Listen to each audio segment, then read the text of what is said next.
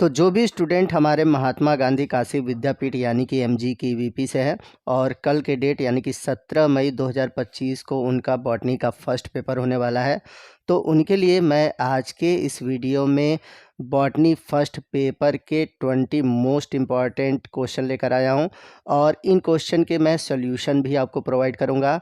और पिछले दिनों में मैंने जो आपके लिए जूलॉजी फर्स्ट और जूलॉजी सेकंड के लिए वीडियो बनाया था, जिससे बहुत सारे क्वेश्चन आपके एग्ज़ाम में आए थे और आप सभी ने कमेंट करके बताया था कि सर आपके जो दिए गए वीडियो है उससे कई सारे क्वेश्चन आए और आपके कमेंट से ही हमें मोटिवेशन मिलती है कि मैं इस तरह के वीडियो आपके लिए प्रोवाइड करूं। तो वीडियो स्टार्ट करने से पहले बता दूं कि जो 20 मोस्ट इंपॉर्टेंट क्वेश्चन मैं आपको दे रहा हूं ये आपके पूरे कंप्लीट सिलेबस से है, यानी कि यूनिट 1 से लेकर यूनिट 8 तक के जितने इंपॉर्टेंट क्वेश्चन बन रहे हैं जो कि प्रीवियस ईयर में पूछे गए हैं वही क्वेश्चन दे रहा हूं। और ये क्वेश्चन बहुत ही इंपॉर्टेंट है और इन क्वेश्चन को तैयार करके आप अपने आने वाले एग्ज़ाम को अच्छे से तैयार कर सकते हैं। इसके अलावा एक कमेंट और आता है कि सर क्या ये वीडियो सिद्धार्थ यूनिवर्सिटी के लिए है या फिर रज्जू भैया यूनिवर्सिटी के लिए है या फिर दीनदयाल उपाध्याय यूनिवर्सिटी के लिए है। तो आपको बता दें कि आप किसी भी यूनिवर्सिटी से हो, अगर आपका रिटन एग्ज़ाम हो रहा है तो ये वीडियो सिर्फ आप ही के लिए है, क्योंकि अब जो आपके सिलेबस चलते हैं वो एनईपी के अकॉर्डिंग चलते हैं और एनईपी के अकॉर्डिंग पूरे भारत में एक जैसा ही सिलेबस है। तो ये क्वेश्चन पूछने की ज़रूरत ही नहीं है। आप किसी भी यूनिवर्सिटी से हों, आपका अगर सिलेबस एनईपी से है तो ये वीडियो सिर्फ आप ही के लिए है। तो चलते हैं क्वेश्चन की ओर और देखते हैं यूनिट 1 से क्वेश्चन कौन सा इंपॉर्टेंट है। तो पहला यूनिट जो है वो है सेल बायोलॉजी और सेल बायोलॉजी से जुड़ा हुआ ये क्वेश्चन बहुत बार पूछा हुआ है। क्वेश्चन है what is the function of lysosome in a cell, यानी कि कोशिका में लाइसोसोम का क्या कार्य है। आप सभी जानते हैं कि जो लाइसोसोम है एक ऐसा सेल ऑर्गेनेल्स है जिसके अंदर डाइजेस्टिव एंजाइम होते हैं, यानी कि इसके अंदर जो डाइजेस्टिव एंजाइम होते हैं वो एक मेम्ब्रेन द्वारा घिरे होते हैं और ये यूकैरियोटिक सेल में पाया जाता है।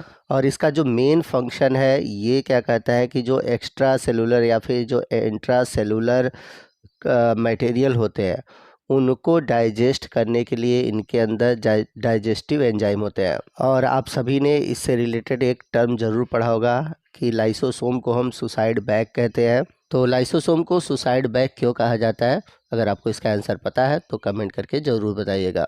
चलते हैं अगले क्वेश्चन की ओर। अगला क्वेश्चन है डिफरेंस बिटवीन कैरियोटाइप एंड इडियोग्राम।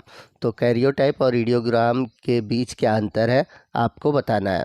तो सबसे पहले अगर हम बात करें कैरियोटाइप की, तो कैरियोटाइप एक तरह से जेनेटिक टेस्ट है जो कि बताता है कि किसी भी इंडिविजुअल में कितने नंबर ऑफ क्रोमोसोम है। जैसे अगर हम बात करें मानव की, तो मानव में 46 क्रोमोसोम यानी कि 23 पेयर क्रोमोसोम पाए जाते हैं। तो ये जो नंबर है वो आइडेंटिफाई करने की यानी कि टेस्ट करके पता लगाने की जो विधि है वो क्या कहलाती है, कैरियोटाइप कहलाती है। वहीं अगर हम बात करें इडियोग्राम की, तो इसके द्वारा हम क्रोमोसोम के स्ट्रक्चर को ड्रा करते हैं। लेकिन यहाँ पर मैं आपको एक बात बता दूं कि इडियोग्राम के द्वारा जो एक्चुअल पिक्चर है क्रोमोसोम का वो ड्रा नहीं हो सकता। आइए चलते हैं अगले क्वेश्चन की और अगला क्वेश्चन है how do lampbrush chromosome and polytene chromosome differ in their appearance and function.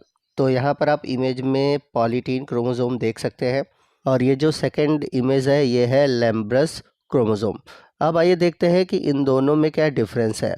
तो सबसे पहली चीज़ की इसकी डिस्कवरी किसने की थी, तो पॉलीटीन क्रोमोसोम को सबसे पहले बेल्बियानी ने 1881 में डिस्कवर किया था। और वहीं अगर हम बात करें लैम्ब्रस क्रोमोसोम की, तो इसे सबसे पहले 1882 में फ्लेमिंग ने डिस्कवर किया था।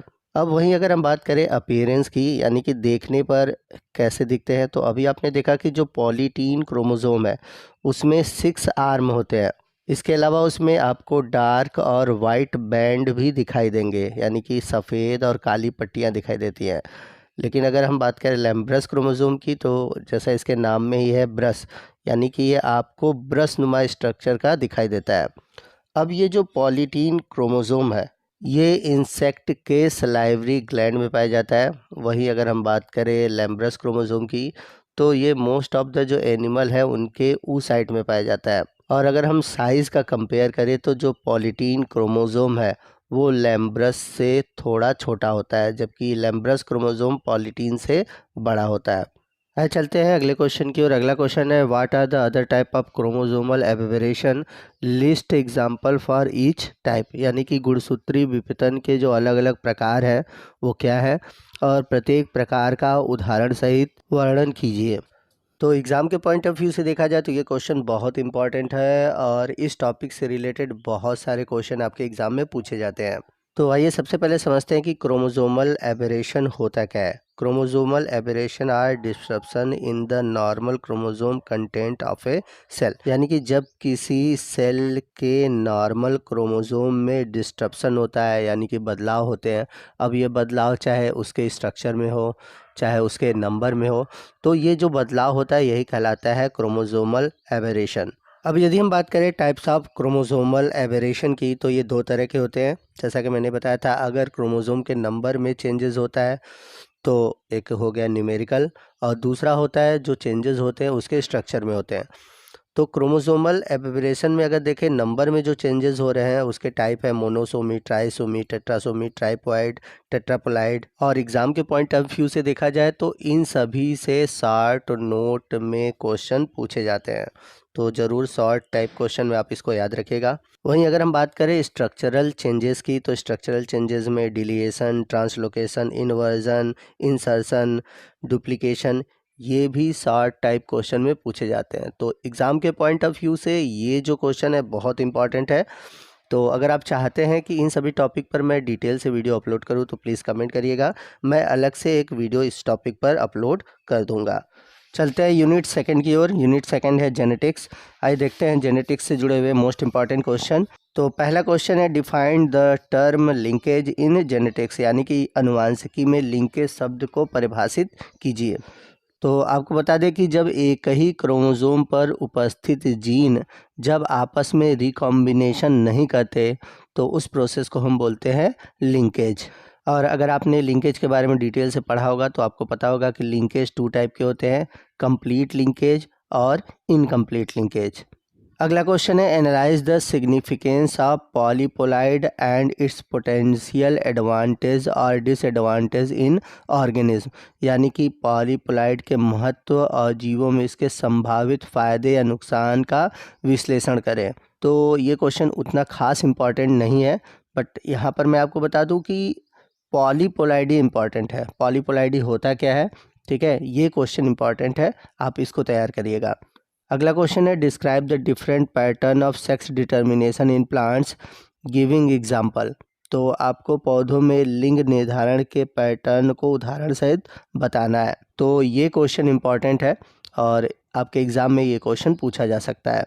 आइए चलते हैं अगले क्वेश्चन की ओर। अगला क्वेश्चन है, explain the significance of aneuploidy and euploidy in term of chromosomal seriation. यानी कि क्रोमोसोम वेरिएशन के संदर्भ में यूप्लॉइडी और यूप्लॉइडी के महत्व की व्याख्या कीजिए। अब चलते हैं अगले क्वेश्चन की ओर। What is means by the term of lethal allele. तो लीथल एलील क्या है, आपको इसके बारे में बताना है।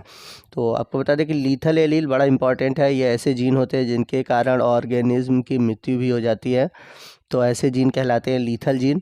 तो लीथल जीन को किसने डिस्कवर किया था, आप हमें कमेंट करके बताएंगे और इसका एक एग्जाम्पल भी बताएंगे कि इसमें आपको लीथल जीन देखने को मिलेगा। चलते हैं अगले क्वेश्चन की ओर। अगला क्वेश्चन है, differentiate between incomplete dominance and codominance.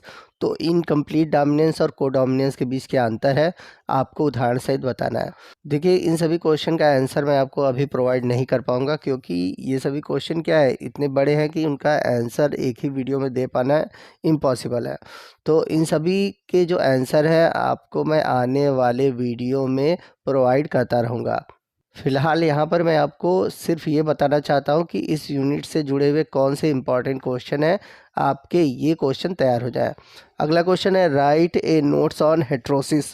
तो हेट्रोसिस पर आपको टिप्पणी लिखना है। चलते हैं अगले क्वेश्चन की ओर। अगला क्वेश्चन है, right a notes on sex determination in plant. यानी कि पौधों में लिंग निर्धारण पर एक नोट लिखिए। अगला क्वेश्चन जो कि बहुत ही इंपॉर्टेंट है और कई बार पूछा हुआ है, क्वेश्चन है, डिफाइन कैरियोटाइप। कैरियोटाइप को आपको परिभाषित करना है।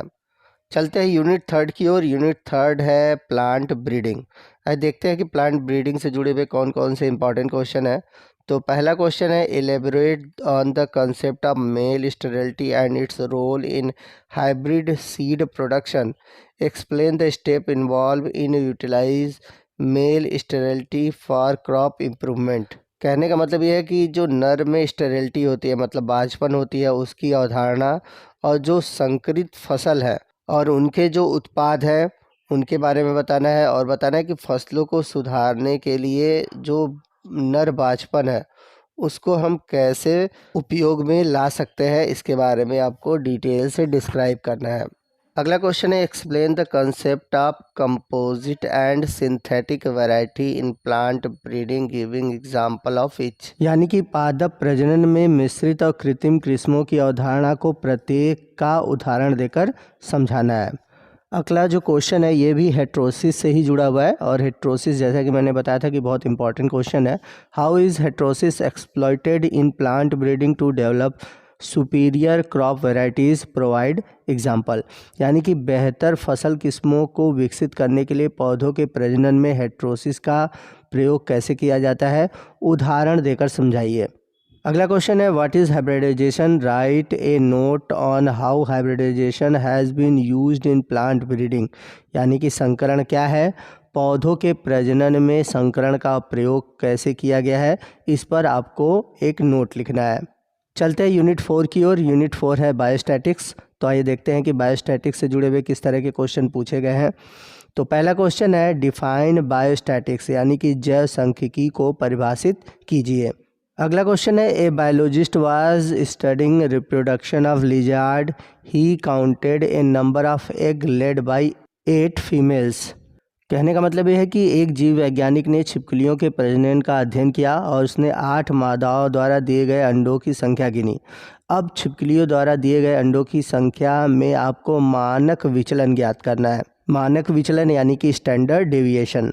तो इसका स्टैंडर्ड डेविएशन कितना आएगा, आप हमें आंसर कमेंट करके बता सकते हैं। अगर आपको ये क्वेश्चन करने नहीं आ रहा है तो प्लीज़ आप कमेंट करिएगा कि इस क्वेश्चन का आंसर क्या आएगा और कैसे इसे सॉल्व किया जाएगा, तो मैं इस टॉपिक से रिलेटेड एक वीडियो बना दूंगा। अगला क्वेश्चन है, define population in the context of biostatics, यानी कि जैव सांख्यिकी के संदर्भ में जनसंख्या को परिभाषित कीजिए।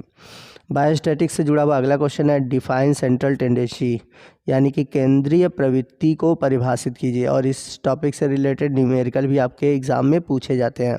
चलते हैं अगले क्वेश्चन की ओर। और अगला जो क्वेश्चन है ये काई स्क्वायर टेस्ट से जुड़ा हुआ है।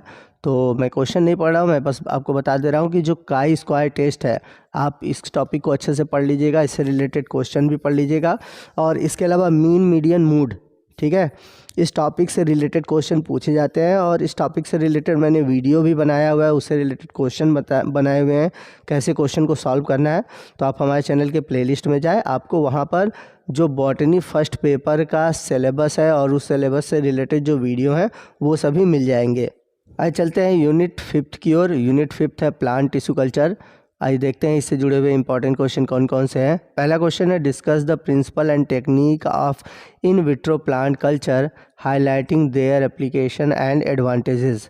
यानी कि इन विट्रो प्लांट कल्चर के सिद्धांतों और तकनीकों पर चर्चा करें और उनके प्रयोगों एवं लाभों पर प्रकाश डालें। चलते हैं अगले क्वेश्चन की ओर। अगला क्वेश्चन है, explain the significance of protoplast isolation and culturing. यानी कि प्रोटोप्लास्ट अलगाव और संवर्धन के महत्व को समझाइए। अगला क्वेश्चन है, right a notes on Soma clonal variation. यानी कि सोमा क्लोनल विविधता पर एक नोट लिखना है। और आपको बता दें ये क्वेश्चन बहुत ही इंपॉर्टेंट है, सोमा क्लोनल वेरिएशन। और इस टॉपिक से रिलेटेड आपके एग्जाम में कई क्वेश्चन बनते हैं, तो इस टॉपिक को आप अच्छे से तैयार रखिएगा। चलते हैं यूनिट 6 की ओर। यूनिट 6 है नैनो टेक्नोलॉजी।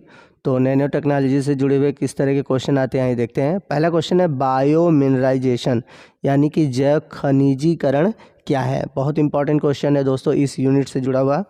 अगला क्वेश्चन है, what is nano technology, write a notes on advantage and application of biologically synthesized nano materials. यानी कि नैनो टेक्नोलॉजी क्या है, जैविक रूप से संश्लेषित जो नैनो मटेरियल है उनके फ़ायदे और उनके अनुप्रयोग पर नोट लिखिए।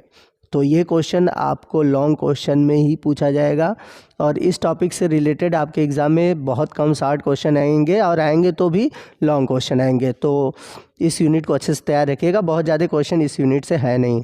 चलते अगले क्वेश्चन की ओर। अगला क्वेश्चन है elaborate on the synthesis and application of nano pesticide and nano fertiliser. तो नैनो कीटनाशक और नैनो उर्वरक के संश्लेषण और अनुप्रयोग पर विस्तार से चर्चा कीजिए। ठीक है, तो आप एक लॉन्ग क्वेश्चन पूछा जा सकता है, शॉर्ट क्वेश्चन में आपको सीधे दे देगा नैनो पेस्टिसाइड और नैनो फर्टिलाइज़र। तो शॉर्ट नोट और लॉन्ग क्वेश्चन के लिए ये क्वेश्चन जो है इम्पॉर्टेंट है। चलते हैं अगले क्वेश्चन की ओर। अगला क्वेश्चन है right a notes on artificial neural networks and genetic algorithm, यानी कि कृत्रिम तंत्रिका नेटवर्क और आनुवांशिक एल्गोरिदम पर नोट लिखिए। और आपको बता दूं कि ये जो क्वेश्चन है ये यूनिट 7 से है। यूनिट 7 का जो टाइटल है वो है artificial intelligence in plant science. तो प्लांट साइंस में एआई का क्या यूज़ है, इससे रिलेटेड ये यूनिट है। तो पहला क्वेश्चन आपने देख लिया। दूसरा क्वेश्चन है डिफाइन एआई, यानी कि कृत्रिम बुद्धिमत्ता क्या है उसको आपको परिभाषित करना है और इसके क्या क्या एप्लीकेशन है, यानी कि इसके कौन कौन से अनुप्रयोग हैं उसको भी बताना है। आइए चलते हैं यूनिट 8 की ओर। यूनिट 8 का जो टाइटल है वो है introduction to use digital technology. और इस यूनिट से जुड़े हुए आइए देखते हैं क्वेश्चन कौन कौन से हैं। पहला क्वेश्चन है right a notes on NICNET, यानी कि NIC नेट पर एक आपको टिप्पणी लिखना है। और ये जो क्वेश्चन है ये काफ़ी इंपॉर्टेंट है और बहुत अच्छा क्वेश्चन है, तो आप इस क्वेश्चन को अच्छे से तैयार रखिएगा। अगला क्वेश्चन है what are IoT sensor, write a note on different type of and use of IoT sensor, यानी कि IoT सेंसर क्या है, IoT सेंसर के विभिन्न प्रकार और उसके उपयोगों पर आपको नोट्स लिखने हैं। चलते हैं अगले क्वेश्चन की ओर। अगला क्वेश्चन है provide example of specific ICT application for different crop and there impact on crop management, यानी कि विभिन्न फसलों के लिए जो विशिष्ट ICT है इसके अनुप्रयोग लिखने हैं और फसल प्रबंधन में इसका क्या प्रभाव है उसको उदाहरण देकर समझाना है। तो दोस्तों इसी के साथ हमारा यूनिट 1 से लेकर यूनिट 8 तक के जितने भी 20 मोस्ट इंपॉर्टेंट क्वेश्चन है वो ख़त्म होते हैं और एग्ज़ाम के पॉइंट ऑफ व्यू से बहुत इंपॉर्टेंट क्वेश्चन है। आप इन सभी क्वेश्चन को अच्छे से तैयार रखिएगा और आपका पेपर अच्छा हो, उसके लिए बेस्ट ऑफ लक। मिलते हैं अगले वीडियो में अगले टॉपिक के साथ, तब तक के लिए जय हिंद, जय भारत।